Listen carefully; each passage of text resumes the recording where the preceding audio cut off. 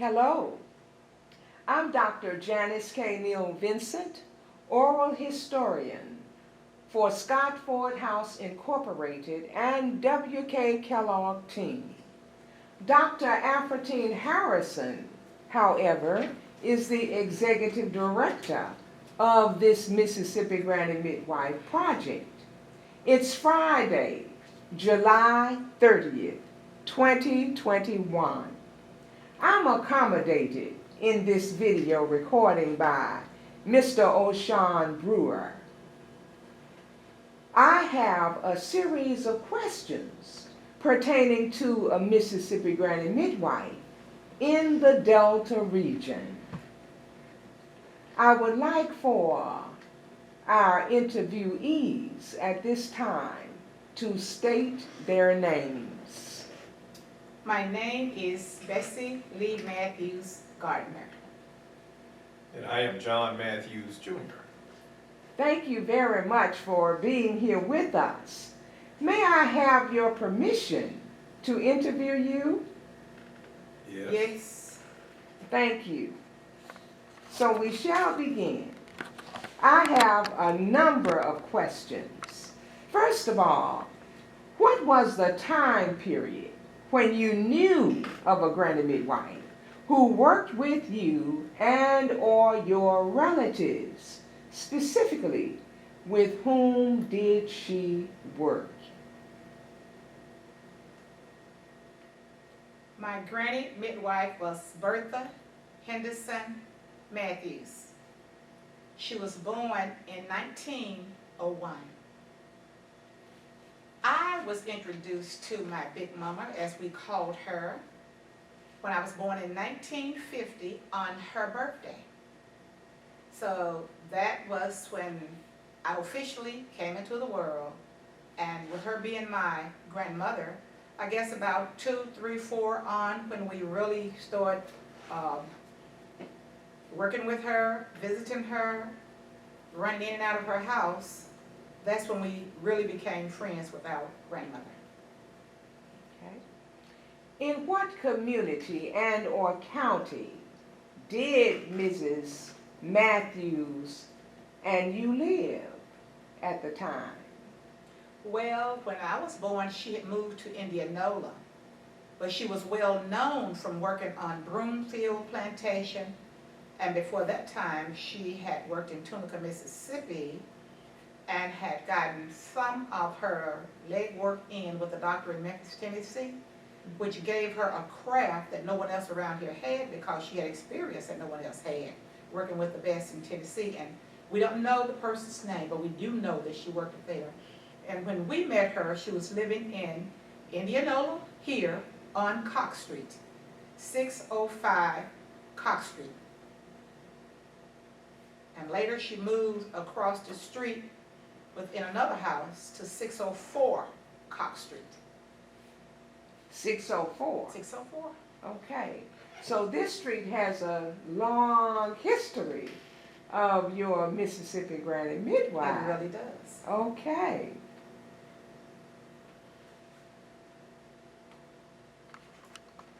What was the community and or county like? Were there, for instance, racial relations? And if so, what were they like? What was the community like? Segregated. Okay.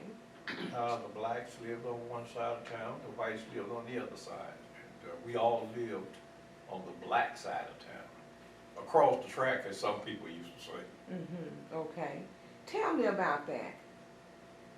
Well, the schools were segregated. Practically everything was segregated. Even at the courthouse, they had a black water fountain. It was labeled colored. Mm-hmm. And a white water fountain. Do you recall any experiences regarding the use of the fountains? Not that I'm particularly aware of. I've heard rumors, but I'm not one to believe in a whole lot of rumors. Okay. What about maybe some experiences regarding black-white relations? There were a lot of experiences regarding black-white relations. In fact, there were some fights at that time. There were arguments. In fact, I was even called nigger myself. And how did you feel regarding that word addressed to you? I am what I think I am. And my parents and my grandparents had always taught us this. You are not what people call you. You are what you think of yourself. So your self-esteem must have been high. Very.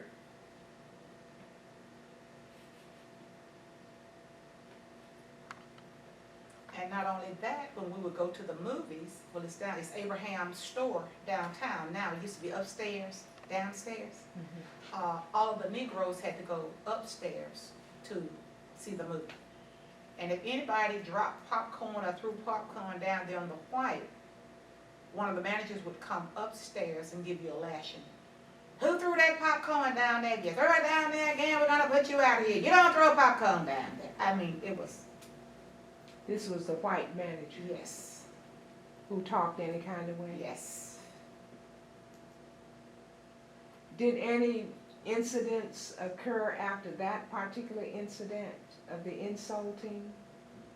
Did the children You know, or the we adults were- do anything? It was so inbred in us, what my brother just said, you are who you think you are. Don't let them intimidate you. And believe it or not, Cox Street, Coast Street, it was the square of Jefferson Street to Roosevelt Street and all the streets in between. All of those is where the teachers, the educators, the people with good jobs, supervisors at the plants stayed. And we all had good role models in the community where we were, because even the superintendent stayed on our street, the bus drivers were on our street, the teachers were on our street. Everything you could name that was making money back in the day. And the whole community helped to groom us to become educators or to get a job where you wouldn't have to be on the welfare of the state. It was a community affair back in the day. Okay. And it wasn't like, you can't say anything to my child, you can't discipline my child, you can't whoop my child. Everybody worked together so everyone could succeed back in the day. And we helped one another a whole lot, and that's not going on now. Okay. The black community was really, really, really close-knit. We played, we rolled tires, we threw objects up in the tree to retrieve the pecans from the tree. We did a lot, and we had fun doing it. We played hopscotch, we would shoot marbles. You don't see any of that going on today. Okay. Okay. What was the granny midwife's name who caught babies in your family or community? I think you said Bertha Henderson Mattews. Yes. Okay.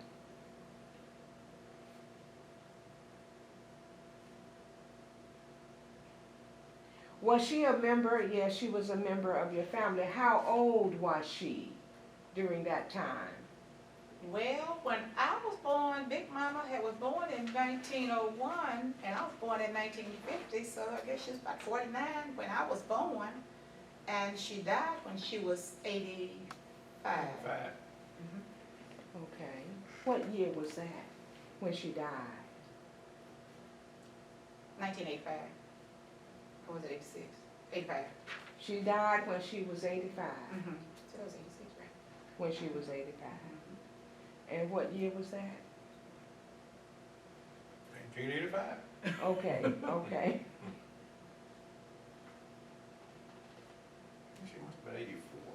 Well, there was a controversy as whether she was born in 1900 or 1901. Okay. And you know, back in the day, they would say, well, she was born this time, but they put this on her birth certificate. So really, she would tell us 1900. Okay. But I think her certificate or whatever it was said 1901. Okay. And they got a lot of black people dates mixed up. Right. They got my mom's birthday mixed up. One of my sister-in-law celebrated her birthday is mixed up. So they didn't give a hoot about us back in the day. It was just whatever wheel, they would put it on there when they decided to process the application or whatever. Yes, I seemingly recall reading about the mix-ups and Mix-ups, the estimations that many of the black families had to do in terms of the birth rate. But she knew how old she was. She would always say how old she was. And when she died, she was 85 years old. So that meant she was born in 1900. Okay. But they had to honor whatever was on the little certificate they had. Did she catch babies beyond family members? Yes. Okay. Throughout the entire county, really, because I remember riding up to Drew once with her and Papa, where she went to deliver a baby. So throughout Sunflower County. Okay.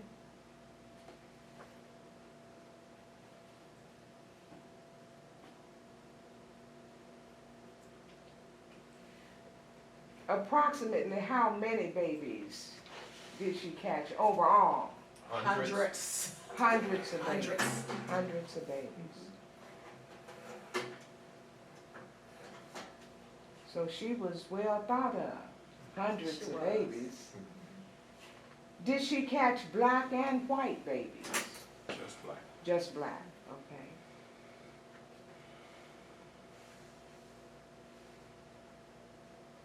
Why did she catch babies outside of medical clinics and hospitals?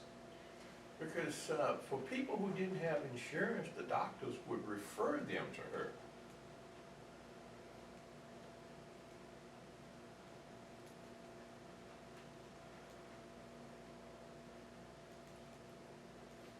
So these people would go to the doctors or contact the doctors initially, and then they preferred. And for delivery, the doctors would refer them to midwives. Okay.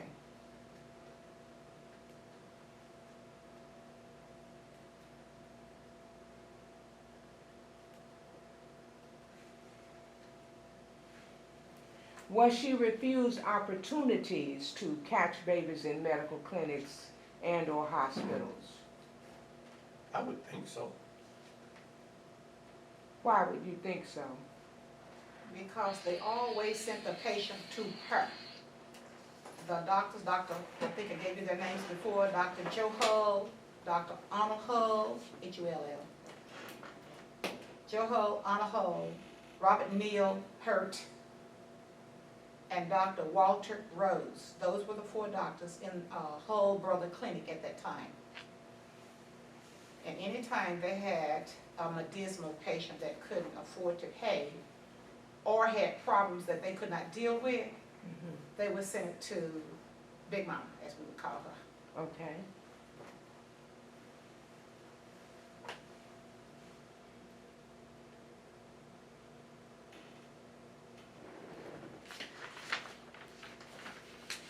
Did racism interfere with the midwife catching babies? And if so, explain. It didn't interfere because this was an all-white clinic.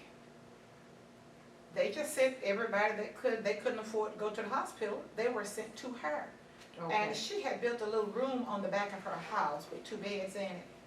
And they had access to a bathroom. I guess she was the bomb back in the day because she had a bathroom in the house. And everybody else had one outhouse.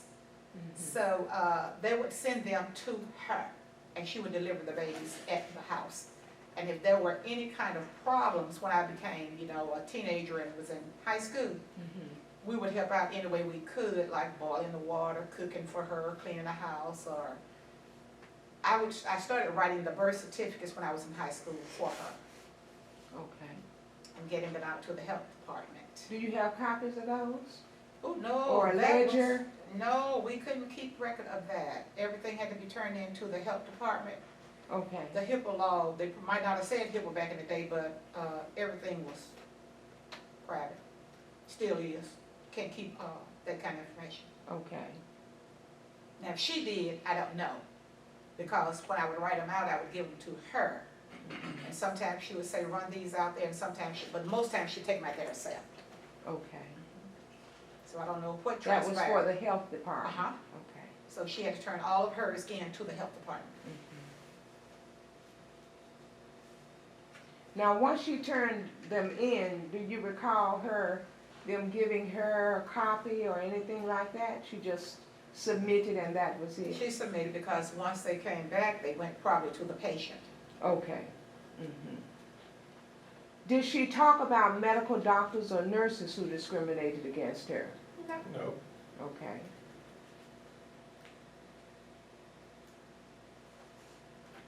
Did medical doctors prevent mothers from having children at hospitals? If they didn't have insurance, yes. Okay, okay.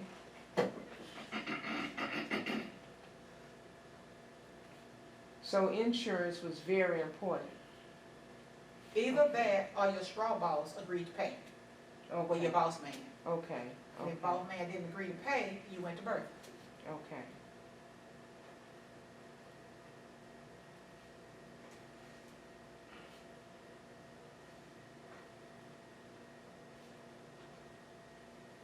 So it sounds like she had a good relationship then with these 4 doctors you talked about. She did.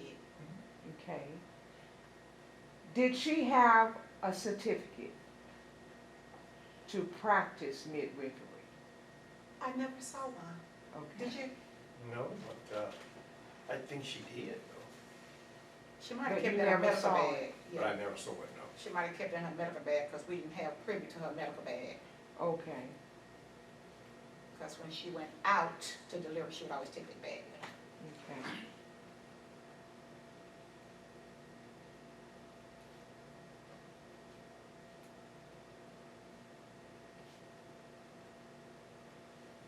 What did her medical bag look like? Black, leather, medical bag. She had the best of the best medical bag, just like the doctors did. It was a black medical bag. What shape was it in over the years? Probably run down. Okay, you don't recall that, No, but you know she had the black bag. she had the black bag. Okay. And it was present when she died, but her son got it. We Okay. don't know what happened to it after that. Okay. Was she certified by the county? I don't know who certified midwives, but she was recognized. Okay, okay.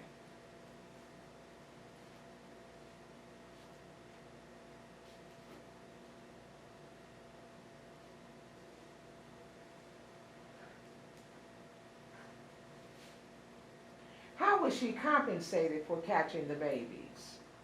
Oh, it was each person paid her. Okay, each person paid her. Each person, that was your bill. Okay. Now. How did they pay her? Cash. Mostly Most- cash.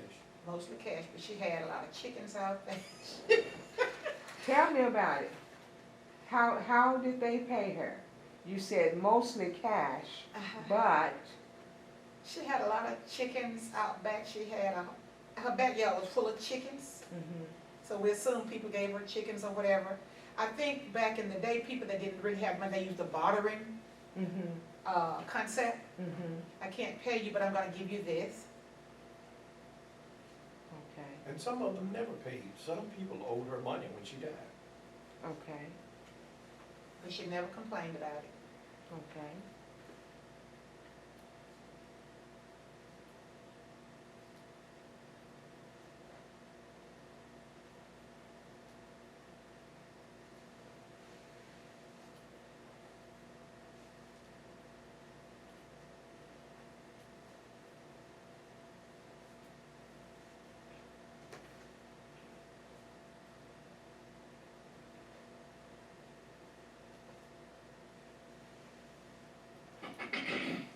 Was she forced into retirement?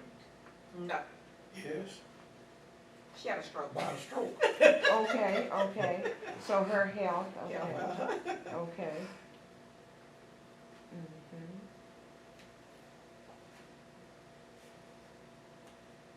Well, I guess when you really look at the stroke, did force her, didn't it? Yeah, that's something to think about. What were family relations like? You said you grew up under her, so what were those family relations like? What are some of the things you recall that she pat you on the knee? Did she clap hands with you? Did she play marbles with you? No, none of that. What was that like? She was like Big Mama. Which means? She liked kids, and she was compassionate with kids, but she didn't suffer adults. Okay, I need to work out just a minute. okay. She was compassionate with the kids, but she didn't suffer adults. No, she expected, Why not? She expected adults to make adult decisions. Okay, okay. Did they? Some, Okay, and those who didn't suffered the consequences. okay. Which were? Usually a good tongue lashing. Okay.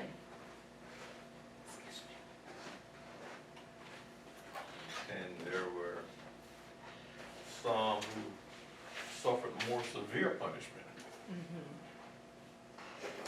Which was? Well, she was chopping in her garden once, and she was afraid of frogs. And this guy was messing with her. He was holding a frog, so she hit him in the head with the hoe.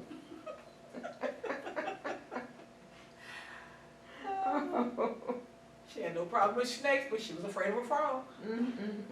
Kill a snake in a minute. My goodness.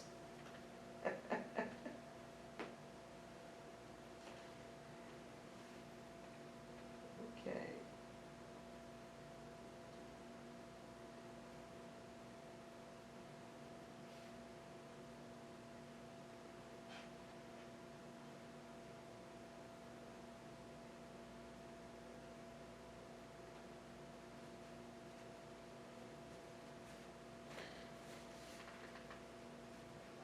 In fact, all of my friends called her Big Mama too.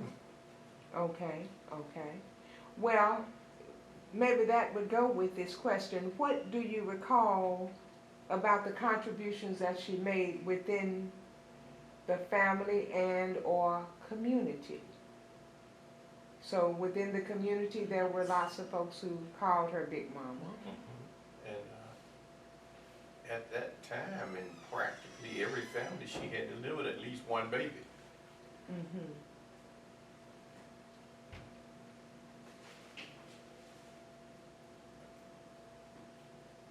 Did she spend time with folk in the community? Yes, ma'am. She had this swing on her porch. She had a screened in front porch. Okay, Everybody liked to go through the gate, go to those fruit trees, and come sit on the porch and eat and talk to Big Mama. okay.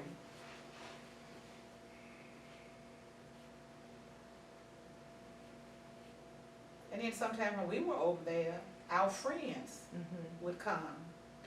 Because as I told you, those 4 streets were connected. And everybody would just sit on the porch and swing and talk and play and eat. Okay. So they were right at home, neighborhood children. And we felt comfortable with her.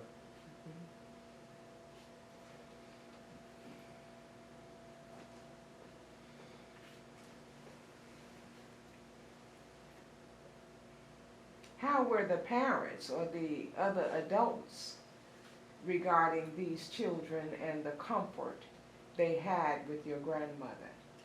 No problem. They had no problem with it. Because she delivered most of the kids that was in the porch with them. Okay, okay. No Okay. problem. She was a neighborhood grandma. Okay. Just like the story of Big Mama, everybody called her Big Mama. Mm-hmm. She was a neighborhood Big Mama. Okay. How long could the children stay with her? Well, you know, back in the day, our curfew was when the light come on, you had to be at home. So when that light came on, everybody had to skedaddle. Okay. No, they had to skedaddle before the light came on. But when the street light came on, you needed to be on your front porch. Okay. That was the rule. Okay.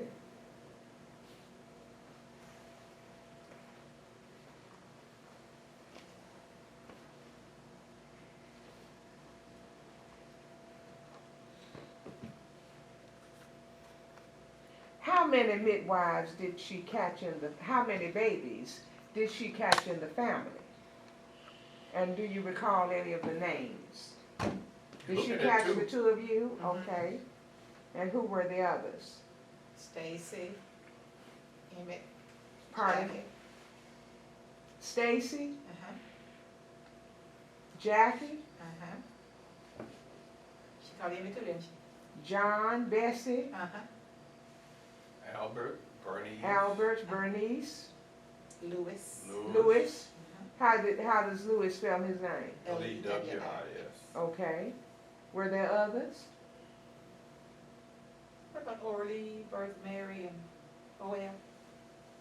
I don't know about them. Okay, but these you know about. Uh-huh. Okay. Did she have any assistants during the birthing process? And if so, who were they and how did they assist? Usually she worked alone, but now when we were over there, we would assist her by boiling water, getting towels and stuff like that. You and Bessie? Mm-hmm. Okay, Running errands to get anything that she needed. okay,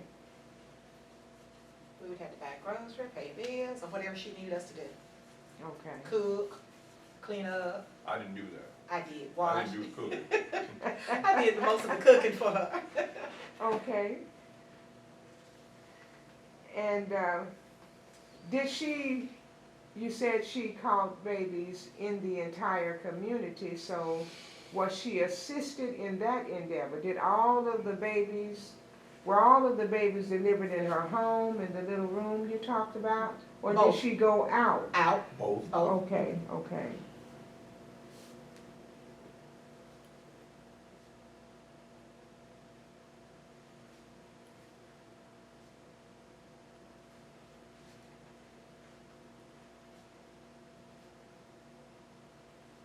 Well, since the two of you were assisting her during the birthing process, did the other children know what she was doing?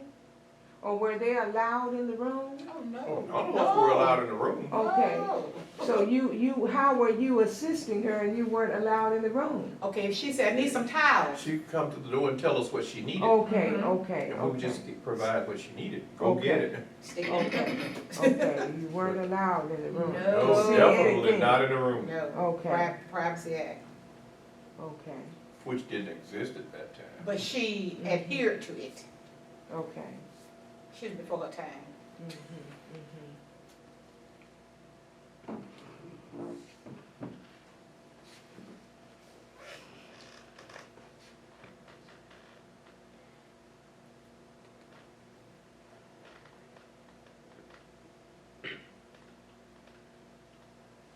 Do you have a story about a black doctor in the community during the time period of the midwife? And I guess connected to this story that I'm wanting to hear is, did Mrs. Mattews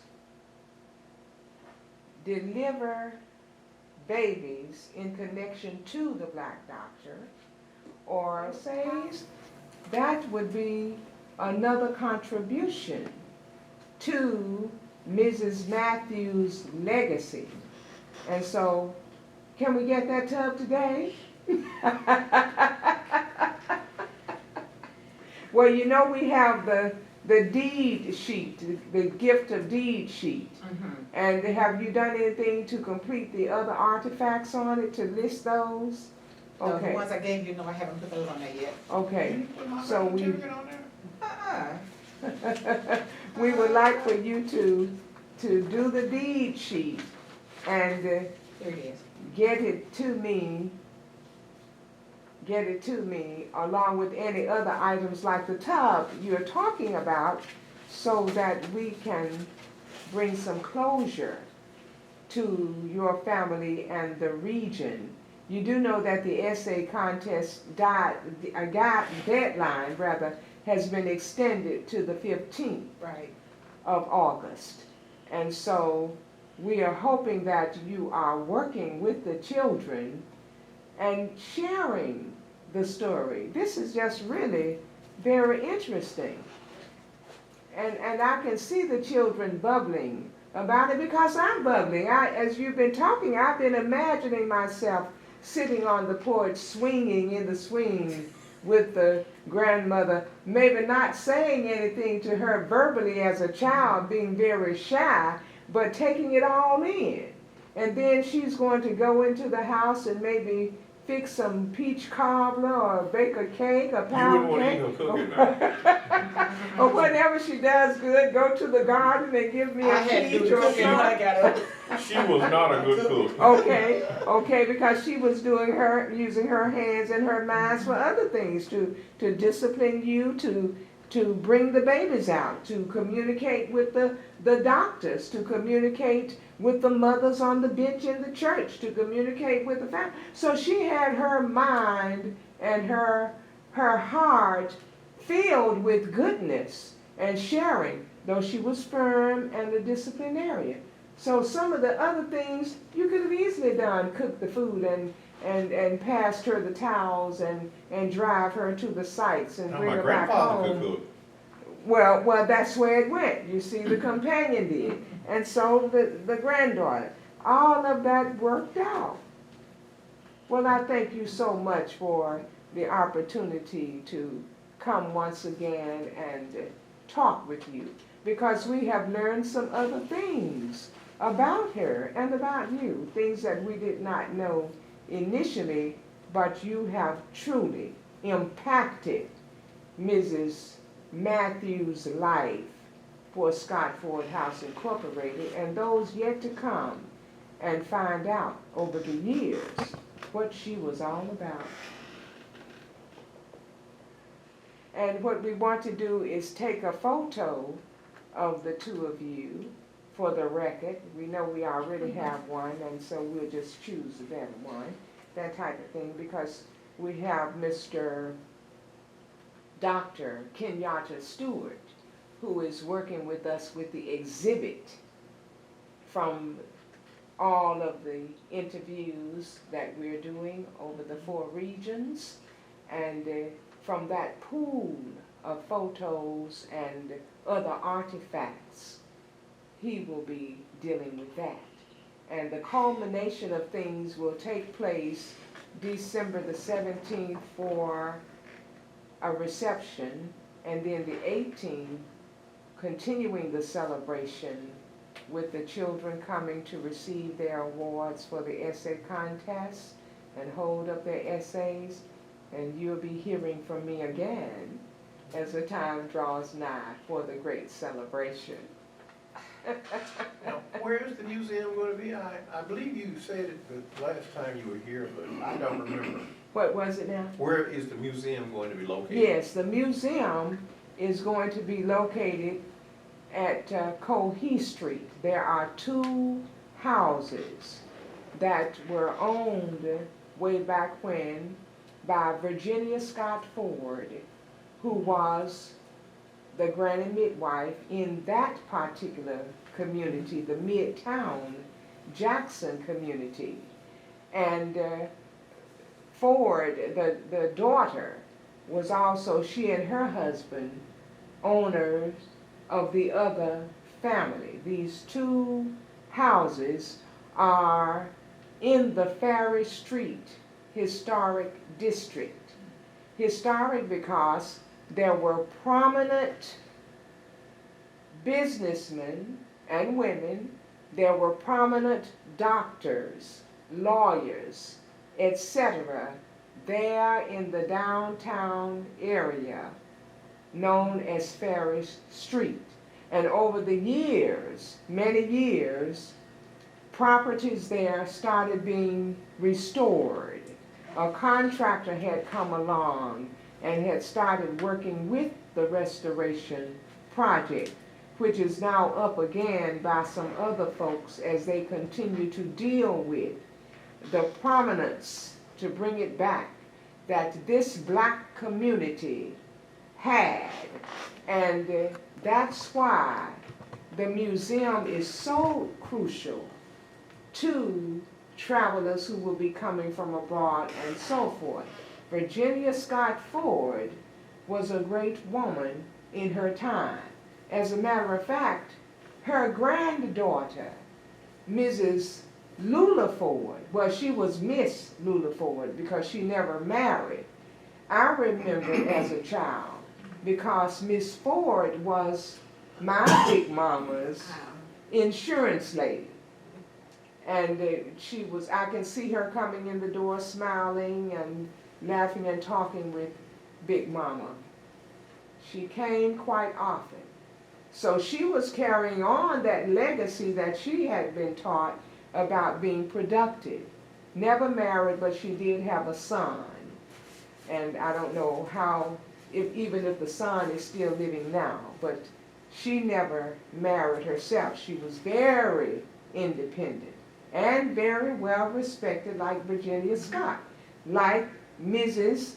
Bertha Henderson, Mrs. Bertha Henderson Mattews, very respected. So just knowing this information firsthand means a lot. And I know it means a lot to you because of the research that you have done here in light of your remembrance of everything.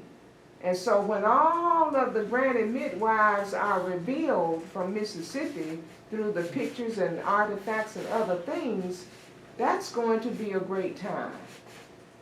So I look at this as a significant honor. I am the fourth and last child out of 10 children within my family, from my mama and daddy, who came from a midwife, a granny midwife. And so I don't have the information that you have in terms of remembering her.